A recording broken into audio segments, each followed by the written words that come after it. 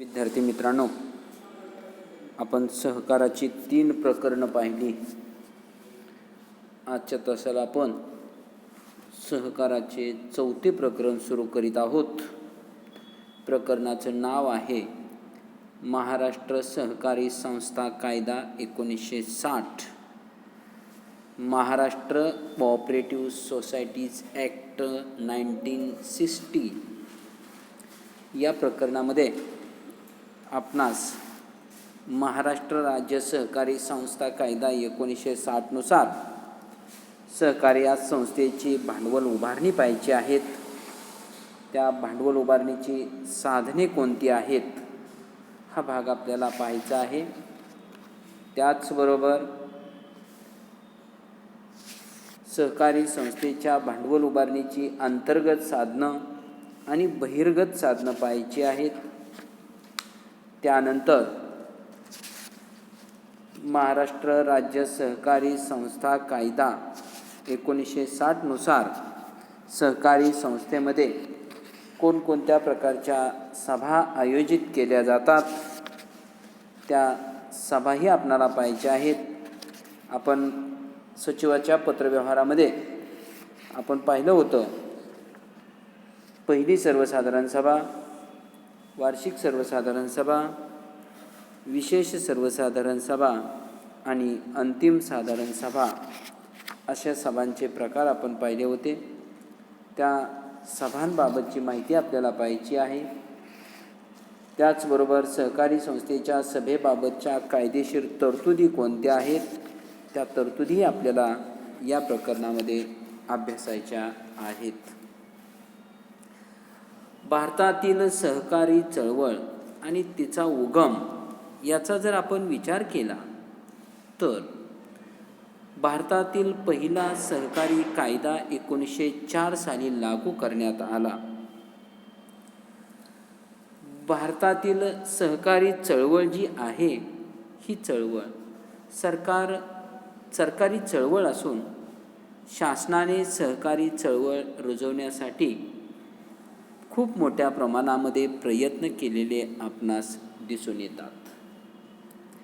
सहकाराच्या माध्यमातून ग्रामीण भागातील समस्या सोडवता येतील अशी कल्पना मद्रास सरकारने 1882 साली मांडली आणि यामध्ये मद्रास सरकारने राज्यातील शेतीसाठी सहकारी बँक स्थापन करण्याच्या शक्यतेचा अभ्यास करण्यासाठी सर फ्रेडरिक निकोल्सन यांना युरोपला पाठवण्यात आले आणि फ्रेडरिक निकोल्सन यांनी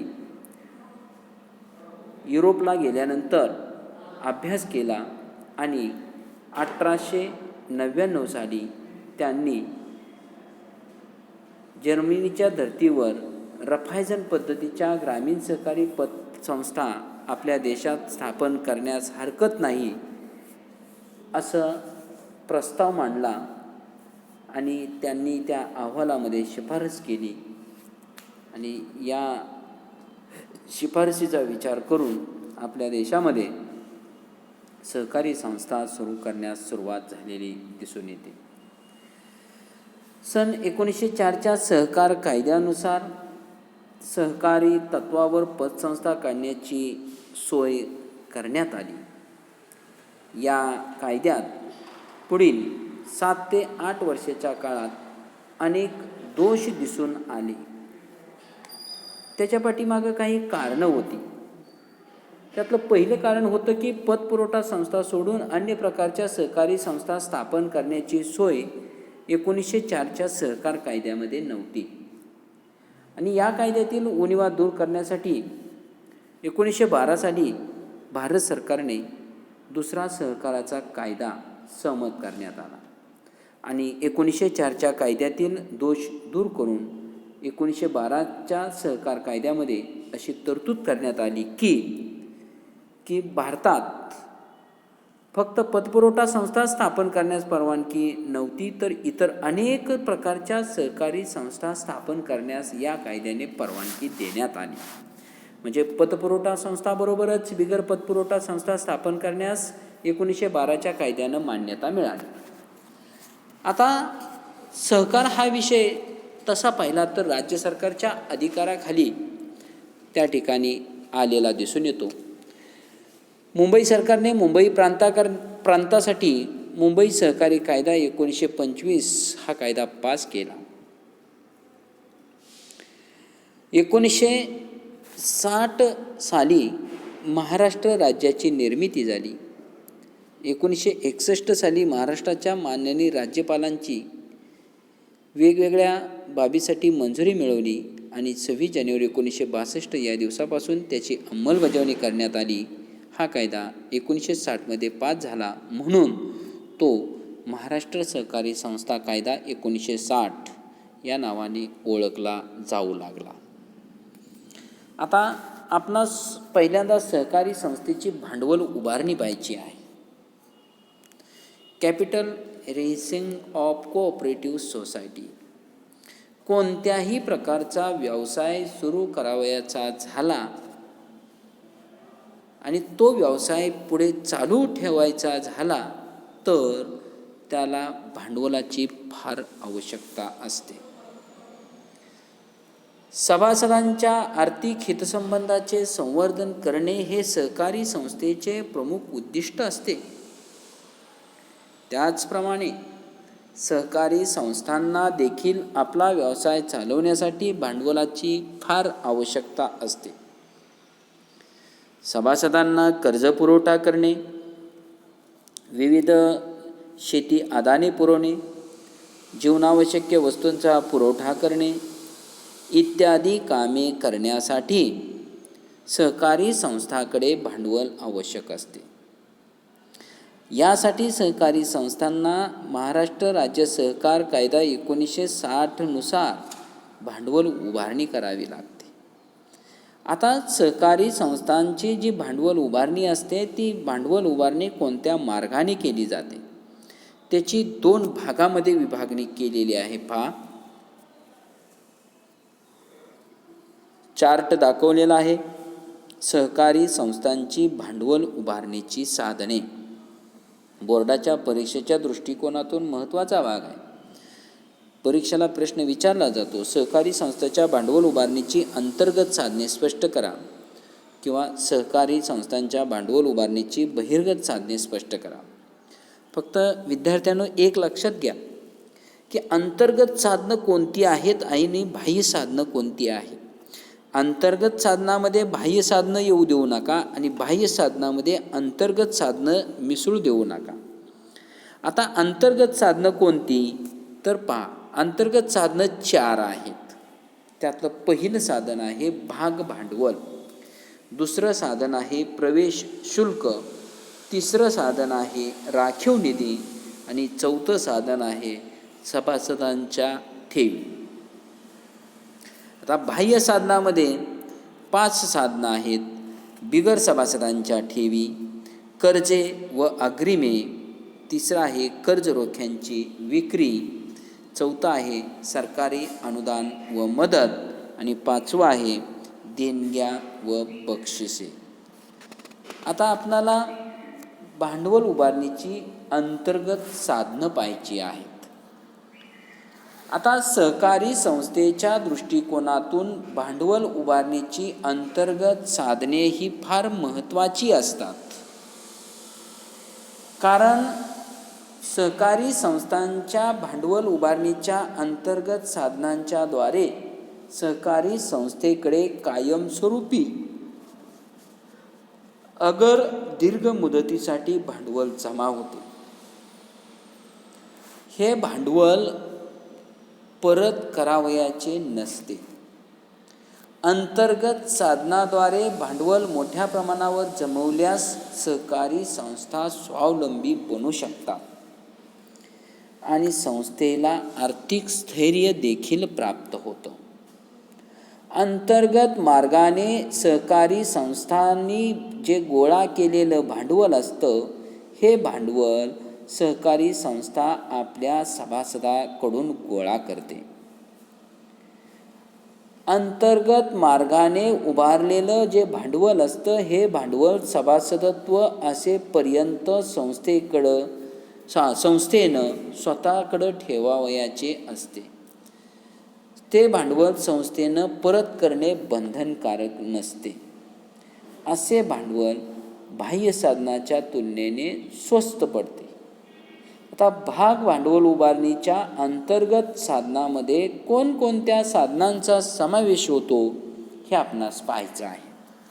त्यातलं पहिलं साधन आहे ते म्हणजे भाग भांडवल, ज्याला आपण शेअर्स कॅपिटल असं संबोधतो. आता भाग भांडवल हे सहकारी संस्थेच्या अंतर्गत भांडवल उभारणीचं एक प्रमुख साधन मानलं जातं. भाग भांडवल हे संस्थेच्या मालकीचं भांडवल असतं. आता भाग हा शब्द वापरलाय पहा. तर भाग म्हणजे काय? तर संस्थेच्या सभासदांचा एकूण भांडवलातील लहान हिस्सा किंवा अंश म्हणजे भाग होय. म्हणजे सहकारी संस्थेचा जो सभासद असतो तो सभासद एकूण भाग भांडवलातील काही हिस्सा खरेदी करतो. तो जो हिस्सा असतो त्याला आपण भाग असं म्हणतो. त्याला इंग्रजीमध्ये शेअर असा शब्द वापरला जातो. तर सहकारी संस्था जेव्हा भागांची विक्री करून भांडवल जमा करते तेव्हा त्यास भाग भांडवल असे म्हणतात.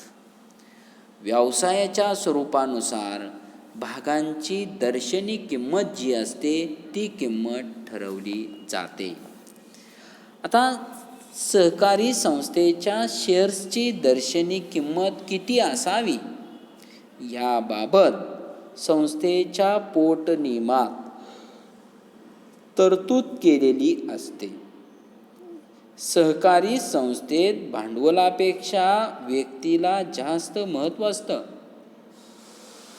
खाजगी संस्थेमध्ये व्यक्तीपेक्षा भांडवलाला अधिक महत्त्व असतं, पण सहकारामध्ये भांडवलापेक्षा व्यक्तीला अधिक प्राधान्य दिलं जातं. तर भाग भांडवलावर सहकारी संस्थेची पत ठरते.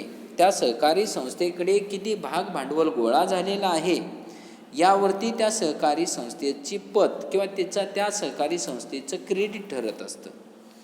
भागधारण जो व्यक्ती करतो त्या व्यक्तीला भागधारक असं म्हटलं जातं. आता जे भाग भांडवल आहे हे भाग भांडवल कशा पद्धतीनं जमा केले जाईल याविषयीचे नियम संस्थेच्या पोटनियमात नमूद केलेले असतात. आता सहकारी संस्थेच्या पोटनियमामध्ये अधिकृत भाग भांडवलाचा उल्लेख असतो. अधिकृत भाग भांडवल कशाला म्हणायचं?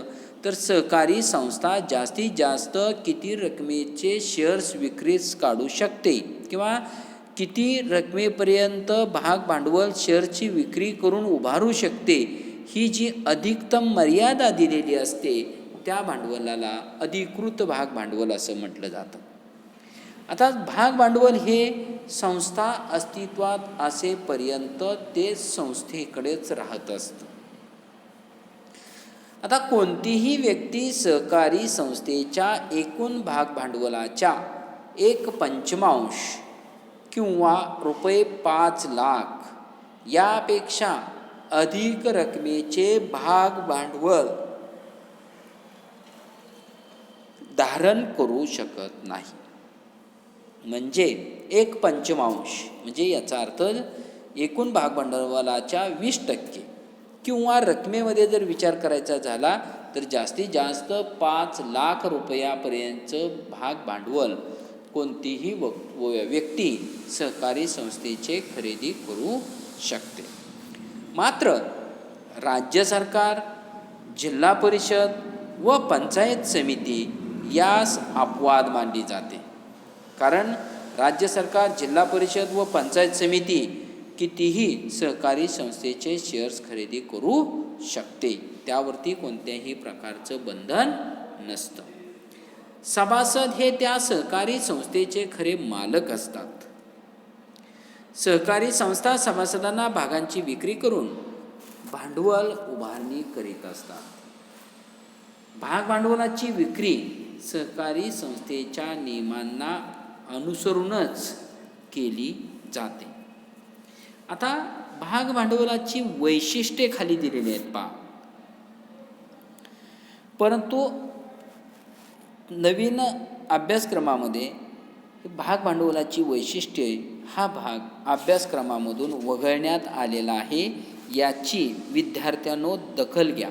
लक्षात ठेवा, कुठंतरी नोंद करा की कोणता भाग या अभ्यासक्रमामधून वगळण्यात आलेला आहे. त्यानंतर खाली आहे पहा, भाग विक्रीचे फायदे. हाही भाग अभ्यासक्रमामधून वगळण्यात आलेला आहे. आता सहकारी संस्थेच्या भाग भांडवल उभारणीचं जे अंतर्गत दुसरं साधन आहे प्रवेश शुल्क, एंट्रान्स फीज असं त्याला म्हटलं जातं. आता सहकारी संस्था सभासदत्वाचा अर्ज भरून घेताना प्रवेश शुल्क आकारत असते. एखादा व्यक्ती ज्यावेळेस सहकारी संस्थेचे शेअर्स खरेदी करतो आणि संस्थेचं सभासदत्व मिळवण्यासाठी अर्ज करतो आणि जर त्या व्यक्तीला व्यवस्थापन समितीनं परवानगी दिलीच तर ती व्यक्ती सभासदत्वाचा अर्ज भरून घेताना प्रवेश शुल्क देत असते. आता प्रवेश शुल्काच्या माध्यमातून गोळा होणारी रक्कम फार जास्त नसते, ती अल्प असते, मोजकीच असते. हे प्रवेश शुल्क साधारण 1 रुपयापासून हे 10 रुपयापर्यंत असू शकते. म्हणजे कोणत्या प्रकारची सहकारी संस्था आहे त्यानुसार त्या सहकारी संस्थेचं प्रवेश शुल्क ठरलेलं असतं. हे प्रवेश शुल्क 1 रुपयापासून सुरू होतं ते 10 रुपयापर्यंत हे प्रवेश शुल्क असतं. संस्थेत जितके सभासद असतात त्या प्रमाणात प्रवेश फी जमा होत असते. म्हणजे जेवढे सभासद सहकारी संस्थेमध्ये झालेले असतात तेवढी प्रवेश फीच्या माध्यमातून रक्कम जमा झालेली असते. आता प्रवेश शुल्क यामार्फत जी सहकारी संस्थेला भांडवल गोळा झालेलं असतं ते परत करावं लागत नाही, ते संस्थेकडेच राहत असतं. आता प्रवेश शुल्काच्या रकमेमुळे सहकारी संस्थेला बिनपरतीचं भांडवल उपलब्ध होत असतं. आता प्रवेश फी ही जी आहे ही स्वतंत्र खात्यात जमा केली जाते. काही संस्था प्रवेश शुल्काची रक्कम राखीव निधीमध्ये जमा करतात आणि या रकमेचा वापर काही संस्था कायदेशीर गुंतवणुकीसाठी सुद्धा करीत असतात. तर भांडवल उभारणीचं हे दुसरं साधन आहे प्रवेश शुल्क. आता जे तिसरं साधन आहे राखीव निधी, ते साधन आपण पुढच्या तासाला पाहूया. धन्यवाद.